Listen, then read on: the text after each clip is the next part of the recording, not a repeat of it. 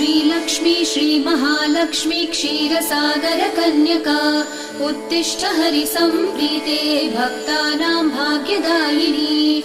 श्रीलक्ष्मी श्रीमहालक्ष्मी क्षीरसागर कन्यका उत्तिष्ठ हरिसम्प्रीते भक्तानां भाग्यदायिनी। उत्तिष्ठोत्तिष्ठ श्रीलक्ष्मी विष्णुवक्षस्थलालये उत्तिष्ठ करुणापूर्णे लोकानां शुभदायिनी। उत्तिष्ठोत्तिष्ठ श्रीलक्ष्मी विष्णुवक्षस्थलालये उत्तिष्ठ करुणापूर्णे लोकानां शुभदायिनी।